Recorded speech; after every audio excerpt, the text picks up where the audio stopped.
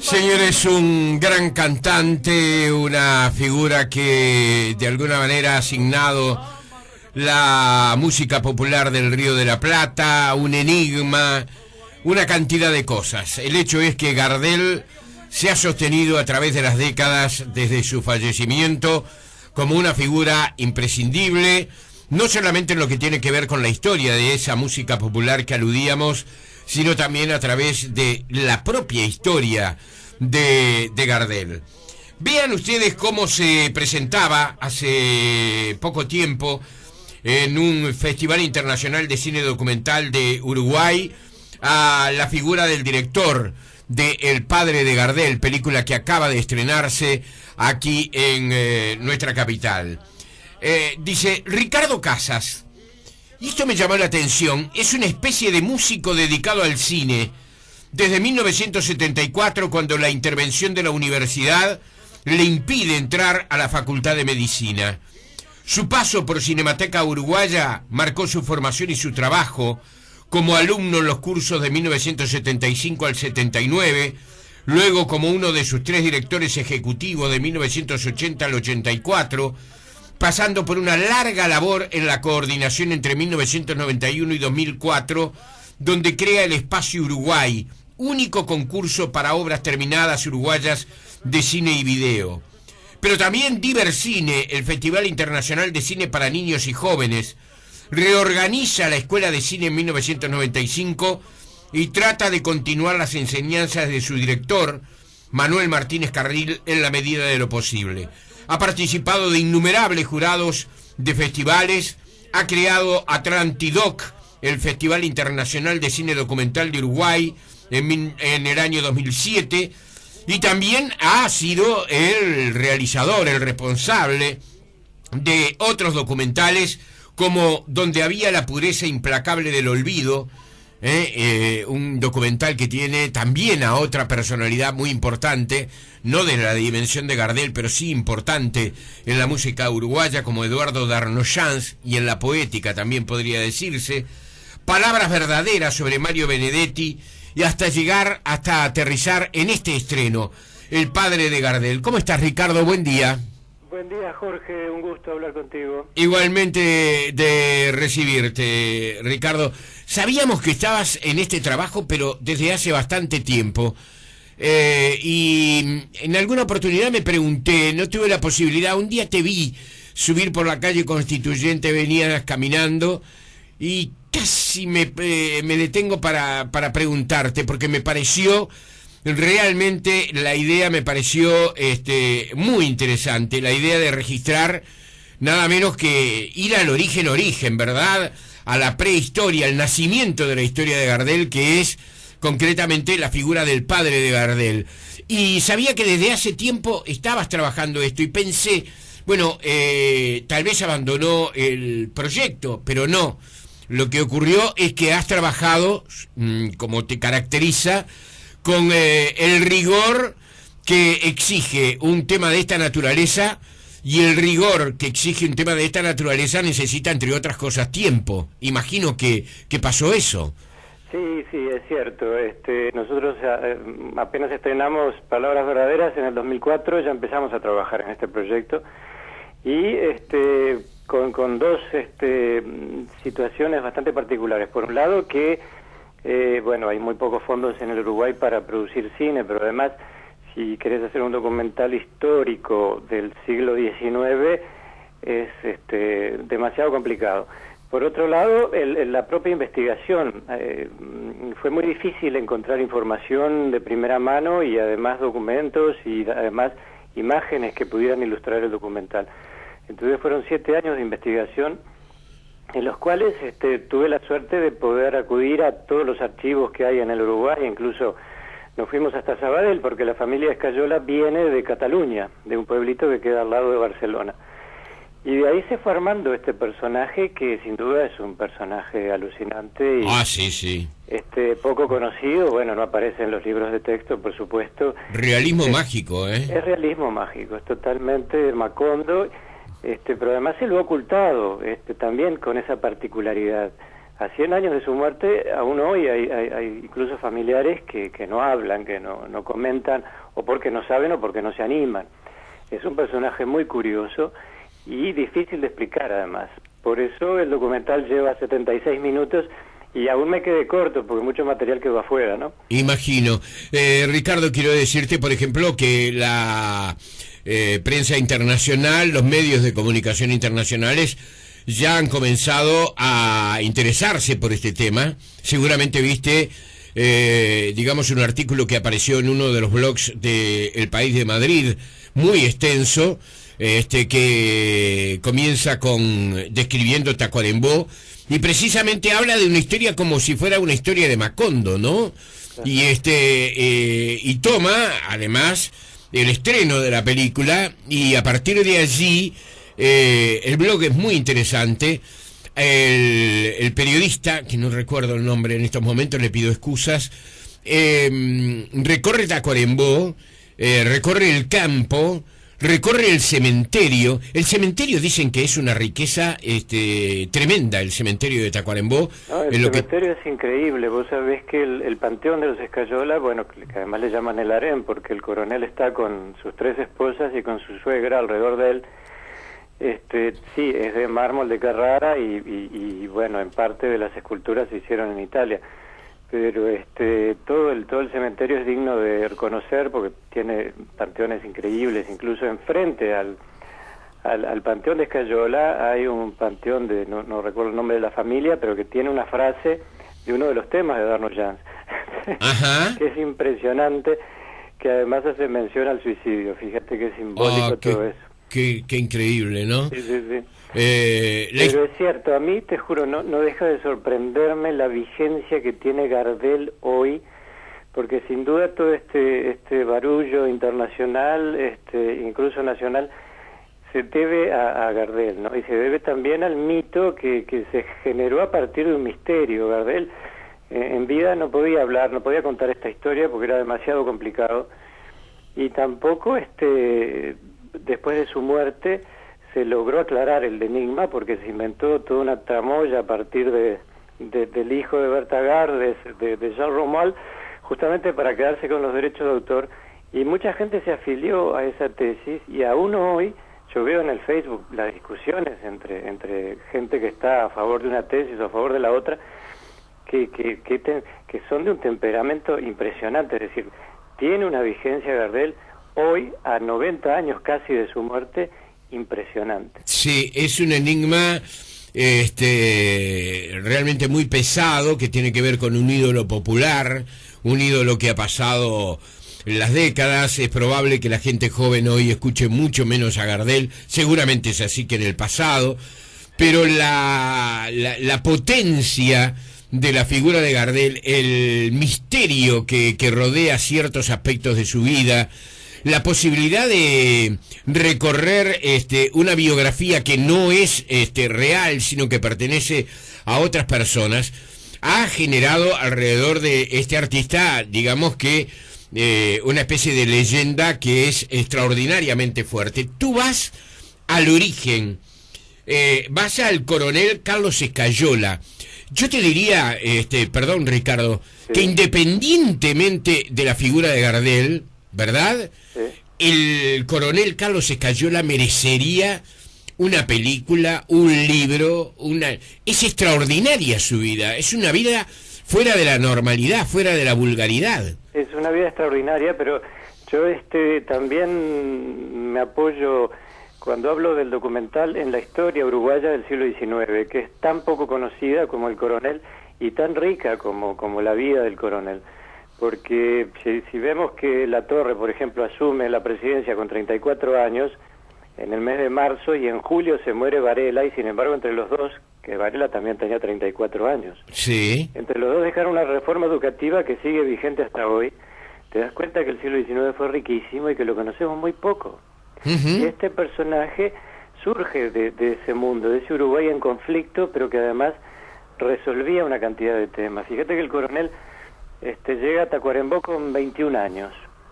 Se instala allí y se enamora de la suegra del cónsul de Italia en Tacuarembó. y empieza a casarse sucesivamente con sus hijas. Las ¿no? 3 hijas, ¿no? Las 3 hijas. Que Primero mueren una detrás de Sí, otra. Sí, se casa con Clara, la mayor, que muere después del segundo parto, se casa con Blanca, es la segunda hija, y estando casado con Blanca, deja embarazada a María Lelia, que es la tercera, y que era menor de edad, tenía 13 años en ese momento. Ajá. Entonces, bueno, de ahí surge Gardel y de ahí surge el ocultamiento, porque en ese momento ya el coronel Escayola, ya con título de coronel, era el jefe político de Tacuarembó. Que eso en aquella época era como si juntáramos el cargo de intendente, de jefe de policía, de juez, o sea, concentraba todo el poder, tenía además todo el poder del Partido Colorado, porque era el representante de Santos en ese momento, en el norte del Uruguay. Ajá. Y ese hombre que tenía sus particularidades, porque era un amante de la música, hacía veladas musicales en su casa todas las semanas, traía músicos del extranjero, pero no solamente tocaba música culta, porque él tocaba piano, guitarra, mandolín, cantaba, componía, sino que además cantaba en los fogones con los peones, tocaba la guitarra y cantaba canciones. Un personaje. Era un personaje increíble, y en ese momento además descubren oro en Tacuarembó, es decir, no existía Ribera y Minas de Corrales, quedaba en Tacuarembó. Vienen los franceses a explotar el oro y lógicamente el jefe político aprovecha la situación y su riqueza aumenta vertiginosamente, pero gasta toda o prácticamente toda su fortuna en construir un teatro de ópera en Tacuarembó en 1891. Que aún existe. Que aún existe, pero está cerrado, igual que su casa, igual que su historia. Qué crimen, ¿eh? Está todo clausurado con 7 llaves y no se puede entrar. Realmente es un crimen porque fue un teatro lujosísimo en su época, trajeron todo de Europa, y los conjuntos de ópera que iban a Río de Janeiro, antes de ir a Buenos Aires o a Montevideo, recalaban en Tacuarembó. Entonces, realmente este coronel merecía una película, y es probable además que en el sur de Brasil hagan una serie de televisión sobre esta historia, porque los brasileños están mejor armados, ¿no? En ese sentido. Claro. Series de televisión. ¿Te han consultado, Ricardo? Sí, porque lo está haciendo, está guionando un colega que es Tabayara Rubas, que tú conocerás, porque es un escritor del sur de Brasil muy famoso y además es cineasta, y además hace películas históricas, ¿no? Porque él es fanático del general Neto, ha hecho 2 largometrajes sobre la historia de Neto, y ahora está guionando una serie de televisión sobre Escayola, que surge porque, bueno, yo hablé con él, le conté la historia, incluso le pedí un fragmento de Neto perdió su alma para ilustrar mi documental, y bueno, vamos a ver en qué queda todo esto, ¿no? Claro. Ricardo, vuelvo al teatro, discúlpame. Sí. ¿Por qué está cerrado con 7 llaves? ¿A quién pertenece ese teatro hoy? Mira, ese teatro pertenece a una familia, es una empresa privada, digamos, y la Intendencia hace años que está tratando de expropiarlo como corresponde, porque además tiene una declaración de monumento histórico departamental, y realmente tiene una historia riquísima que ni siquiera se ve, porque tú pasas por la calle y no te das cuenta que ahí había un teatro, ¿no? Sí. Se conserva la estructura del teatro y lógicamente para volver a vivir ese teatro va a necesitar una inversión fuerte, pero yo sé que existen fondos, como se ha hecho con otros teatros, para reciclar ese tipo de obras. Hemos visto que actualmente en Paysandú, por ejemplo... Es una reliquia histórica. Es una reliquia y la estructura está entera, o sea que simplemente equiparlo, bueno, acondicionarlo, ¿no? Sí. Pero Tacuarembó no tiene teatro, o sea que le viene muy bien poder reabrir ese teatro que tiene una historia además riquísima. Fíjate que fue el primer lugar en tener energía eléctrica en Tacuarembó. El tren llegó a Tacuarembó 3 meses después que se inauguró el teatro, y todas las crónicas indican que era de un lujo extremo, ¿no? Y bueno, y por supuesto estaba el coronel en la puerta que recibía a las damas del lugar, las acompañaba a sus butacas, las ayudaba a sacarse los tapados, y no solo eso, sino que además al lado del escenario tenía una habitación que era su habitación propia, su aposento. ¿Donde atendía? Donde seguramente a las actrices y las cantantes que llegaban a Tacuarembó, después de actuar, lo visitarían en esa habitación, ¿no? Claro. Ayer leí que hay hasta cálculos de que pudo llegar a tener 50 hijos. Exacto, sí, las crónicas indican que se calcula unos 50 hijos ¡Qué naturales, energía, ¿no? eh! Además de los 15 que tuvo con las 3 hermanas. Sí, ¿y murió a qué edad? Y le faltaban unos meses para cumplir 70. Murió en abril y en octubre cumplía 70. Claro, longevo para aquella época, ¿verdad? Sí, pero además murió en su ley porque estaba con gripe y salió a visitar a una actriz que actuaba en ese momento en el Teatro 18 de Julio. Agarró pulmonía y se murió. Sí. Estamos en la epidermis de la historia. El documental cuenta mucho más profundamente otras cosas que van coordinando esa vida extraordinaria, ¿verdad? Digo extraordinaria en el sentido de fuera de la normalidad, fuera de la historia de todos los días, que se aparta, digamos, de los elementos que forman la cotidianeidad de las personas comunes, como uno. Refuerza, además, el documental la versión de que Gardel es uruguayo. Sí, realmente no se explica el ocultamiento si no es por ese nacimiento totalmente imprudente, digamos, en 1884, cuando se llevan a María Lelia, que ya te digo, era una adolescente, lejos de la ciudad. Sí. La llevan a Santa Blanca, que es una estancia que queda por Valledén, bastante lejana a la capital de Tacuarembó. Que existe todavía. Que existe todavía, que bueno, que también es difícil entrar a ella, sobre todo al torreón de la estancia, donde no entra nadie. ¿Por qué? Otro de los misterios, bueno, viste, yo no pude y nadie puede entrar actualmente. ¿Es propiedad de alguien en particular? Sí, el propietario me explicó que bueno, que no quería que intervinieran en su vida particular, que aparentemente todo el mundo quería entrar a la estancia y bueno, tomó esa medida extrema. Yo lo comprendo, pero en este caso, para hacer un documental, se hubiera librado de todas las cámaras, dejando entrar a una, por lo menos. Claro.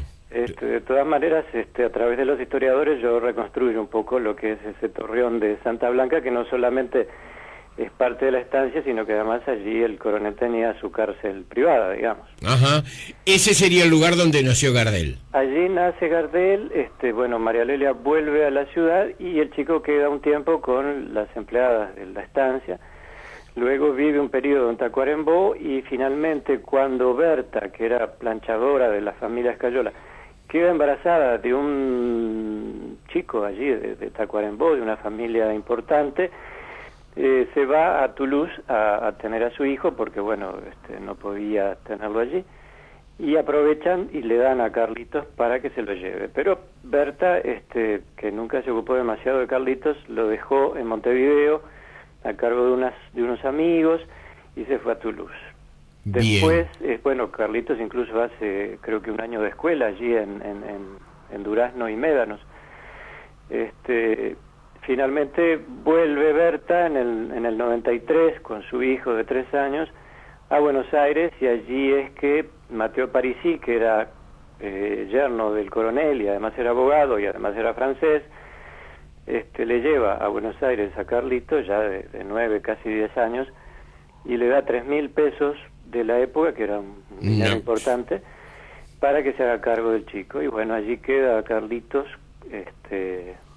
y lógicamente el estatus económico de Berta cambia rápidamente, ¿no?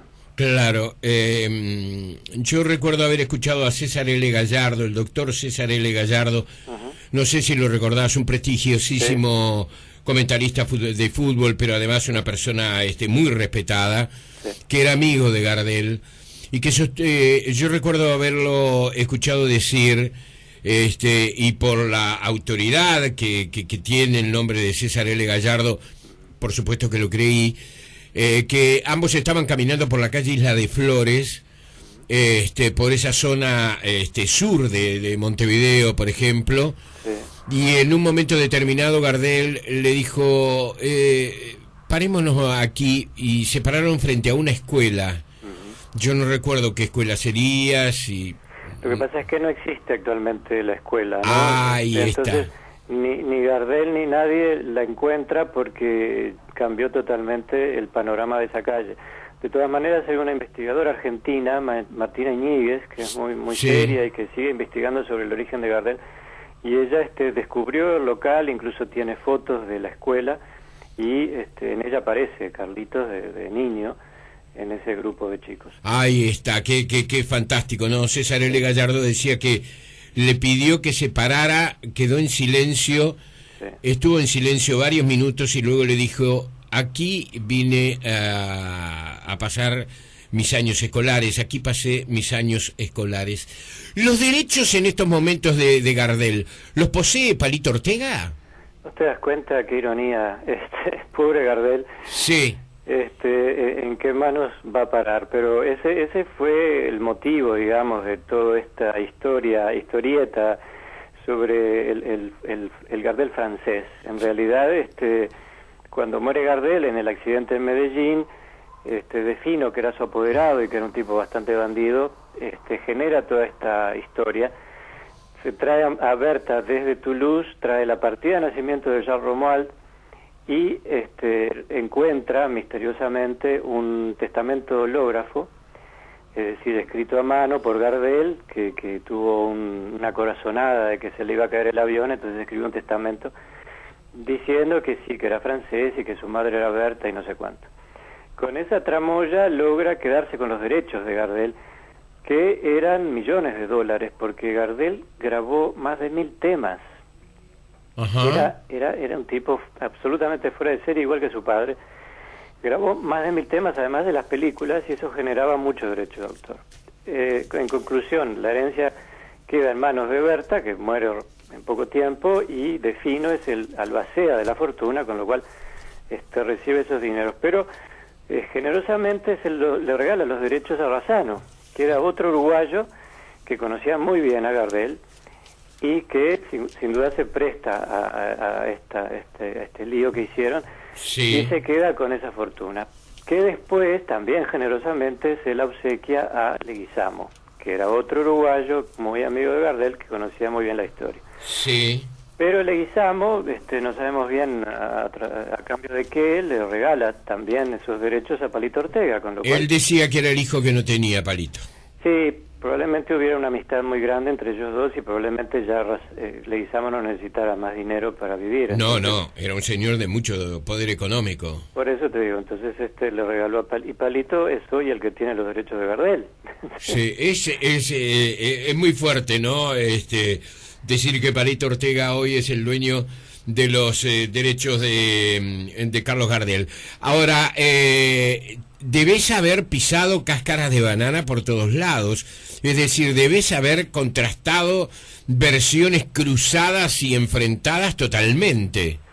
Sí, por todos lados realmente, porque además como es una historia, ya te digo, del siglo XIX y no queda gente viva de aquella época, uno se basa en segundas y terceras versiones y muchas veces la gente se imagina cosas y muchas veces hay datos históricos que uno los contrasta con los documentos y no son iguales, ¿no? Pero bueno, para eso están los archivos, para eso me pasé años investigando en distintos archivos, pero también de esas distintas versiones surge la luz, ¿no? Porque cuando por ejemplo en el documental tratamos el tema de Gardel, que va a reclamar su paternidad y se encuentra con el coronel y termina el coronel a los tiros, hay distintas versiones de ese encuentro, pero de todas tú sacás tu versión, digamos, de los hechos y te ayuda a entender un poco mejor cómo era la situación en aquel momento en el Uruguay y también la situación de estos personajes. Claro.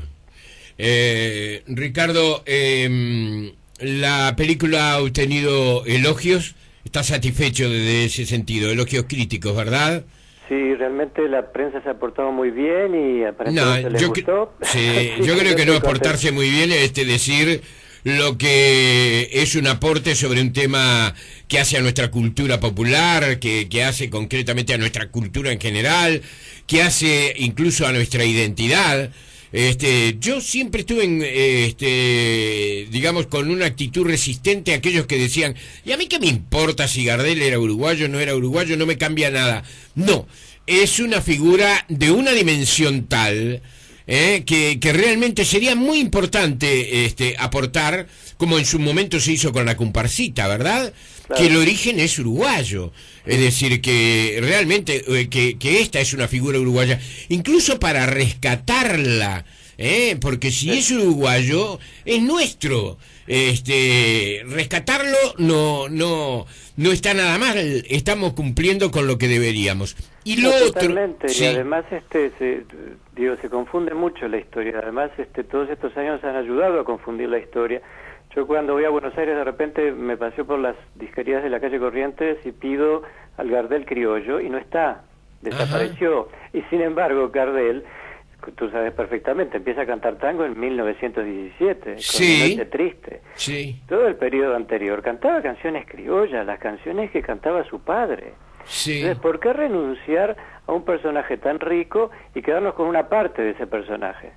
Qué extraordinario. Sabes que incentivaste mi curiosidad por ir a Tacuarembó, recorrer ese cementerio, estar cerca las de ruinas del teatro. Sí, exactamente, del teatro, sí. Incluso hasta esa estancia, ¿verdad?, de Santa Elena, ¿no? Santa Blanca, que se llama.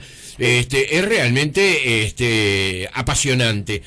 Yo le quiero decirle a la audiencia que el género del documental está tomando un impulso muy importante en los últimos tiempos. Lo está recuperando, porque el origen del cine, el origen no fue el de los hermanos Lumière, de contar historias como las que cuenta Hollywood o el cine francés o el cine italiano, sino que el fin cinematográfico de los hermanos Lumière, otra cosa que está en discusión, ¿no? ¿Quién inventó el cine? ¿No? Sí, pero el origen fue documental, eso es cierto. Exactamente, estaba pensado como un aporte documental, incluso, si mal no recuerdo, a pesar de que leí que se está tratando de reconstruir la primera película uruguaya, yo creo que la primera película uruguaya era la grabación o la filmación de un operativo médico.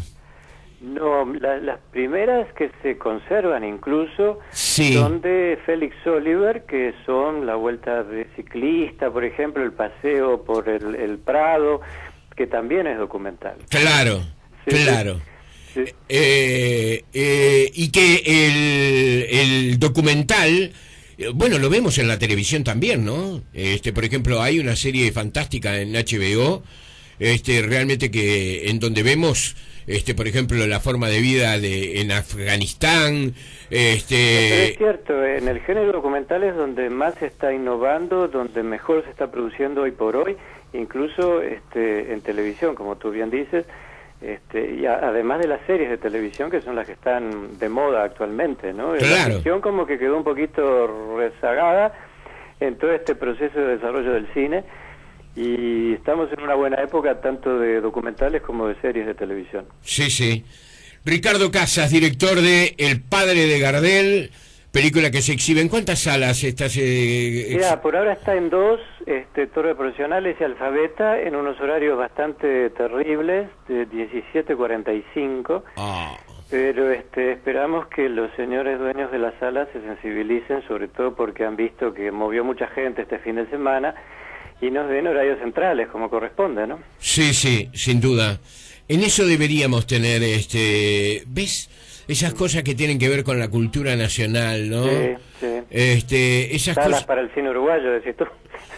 No solamente salas para el cine uruguayo, sino el respeto de cuántas, cada tanto películas extranjeras, bueno, una película uruguaya. Yo no quiero obligar a nadie a ver cine uruguayo si no quiere, pero darle a aquellos que tienen una forma de expresión cinematográfica... Darles la opción, ¿no? Sí, absolutamente, absolutamente. En el Uruguay, por ejemplo, carecemos de una famosa ley que todavía está en Buenos Aires, de que en los lugares donde, por ejemplo, se destruye un cine o un teatro, se tiene que construir un cine o un teatro, aunque sea un shopping, ¿verdad? Aunque sea un edificio de apartamentos para arriba, tiene que haber en ese lugar un cine o un teatro. Es una de las deudas del Uruguay, ¿no? De las cuentas pendientes. Fíjate que yo paso por el Trocadero y pensé que ahora iba a hacer algo interesante y ahora hay una feria, entonces te da pena, ¿no? Te da mucha pena. ¿Y el Ambassador? y el Ambassador y el metro, qué sé yo. Sí. Me da una pena incluso el centro como se ha deteriorado, y se ha deteriorado justamente por eso, porque se ha perdido la movida cultural que había en una época. Sí, cines que tenían, uno no puede pretender a esta altura que Uruguay sea una excepción. En muchas partes del mundo se están cerrando cines, hay pronósticos de que se van a cerrar aún más. Pero de cualquier manera, el recuerdo de esas salas fantásticas, ¿no? Que existían, como tú decís, el metro, era una maravilla, era un placer. El Sensa. Que los cines de calle tienden a desaparecer, pero existen otras formas de cine y otro tipo de salas. Sí. La tecnología ha avanzado, felizmente, y se ha hecho mucho más confortable con los años, pero pareciera que acá en el Uruguay todo cuesta más, ¿no? Sí, repetimos. El Padre de Gardel se exhibe en 2 salas. Alfabeta y Torre de los Profesionales, por ahora en un solo horario, que es 17:45. Esperemos que la repercusión que ha tenido en los medios, la aceptación en general, el esmero con que se ha hecho esta película... Y las salas llenas. Y las salas llenas, sí. Exactamente, esté demostrando que es un error de pronto no darle mayor capacidad para la gente, ¿verdad? De optar por distintos horarios. Ricardo Casas, te doy un abrazo y te felicito, ¿eh? Igualmente, Jorge, un gusto hablar contigo. Nos vemos pronto. Chau, chau. Chau.